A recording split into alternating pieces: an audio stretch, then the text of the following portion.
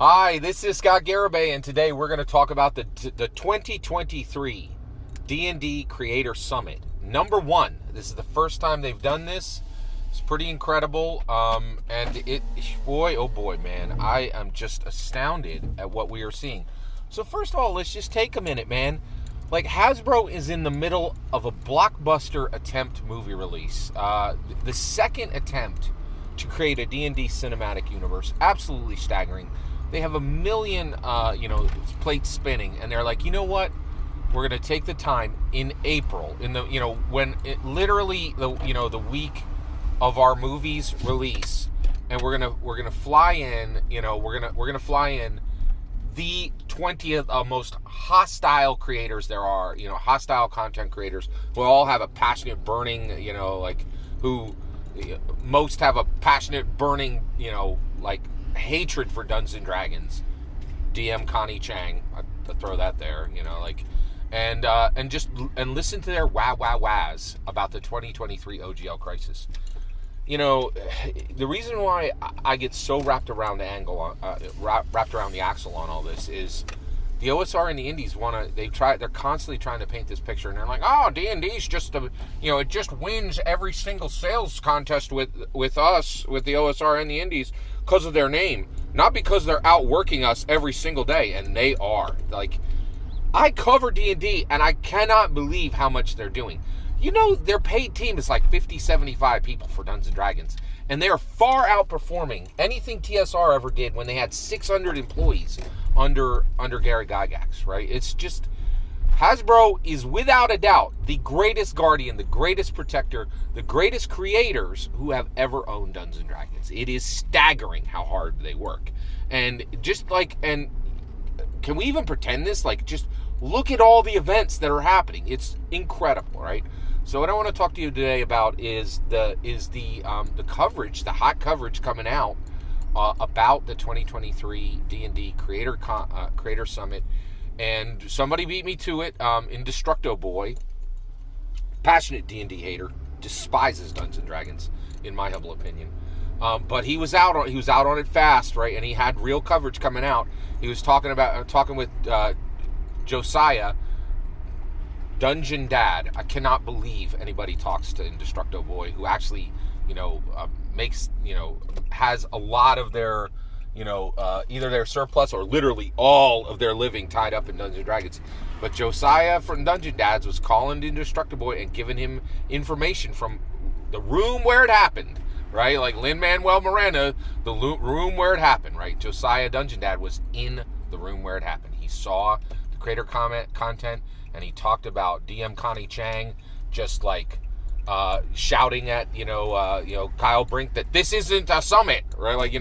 Saying she didn't have enough voice, literally on the microphone they gave her a voice with, unbelievable. And so we're getting this, and I loved how Josiah Dungeon Dad actually described it. He said the vibe was animosity, he was saying the vibe was in the room was animosity with veiled professionalism, right? So you have all these people who are truly have deep set animosity toward Dungeons & Dragons, but their living is tied up in Dungeons & Dragons. And so what they want to do is they're like, hey, thanks for bringing us here, Hasbro. What we want to do is we want to spit on you every single day and insult your product, and then you send us all the review copies, and then you guys kind of just put your head down in a dogged manner, and then we get to continue to virtually kick you in every single video, but you treat us as but you invite us to creator summits, right? And basically they're saying that they want to castigate Dungeons and Dragons and the parasite kill the host, and still make sure that D&D preserves every ability for them to copy and harm Dungeons and Dragons. It's Josiah Dungeon Dad described, the vibe in the room was animosity with veiled professionalism. And that's a perfect description of, the OSR and the indie content creators who are, none of them, it's all garage band energy. There's no real professionalism. It's veiled. It's veiled a veil of professionalism. It's a thin gossamer that looks like professionalism and is not, right? And that's my entire point, is if you're a professional, you do not constantly bite the hand that feeds you and then ask, to be treated like a rock star. And that's, and what I'm telling you is, Indestructoboy's coming and telling you, and he's just rejoicing in every kind of like sordid detail he can get out of there, and is like, did you kick Hasbro in the nards enough? Right? Like, can you tell me how you harmed them with every word you said? Right? And just celebrating, he is wishing upon their downfall. I love that language so much. Someone I care about gave me that. It is so spot on, right? It's just, and I'm so galled by the whole situation, but this is how you get it done, right? Hasbro is doing it right? They are listening to these fools and hanger-ons and just absolutely castigating clown car characters, right? And they're saying, we're hearing you, and you want to paint us as a villain, but we're bringing you in, and we're listening to every nonsense complaint you have. Here's our VTT. What's the pricing plan? And does it look amazing like that? But I can run OBS and 55 other, what's the specs? Rah, rah, rah, rah. You don't know all the answers right now because it's still in production?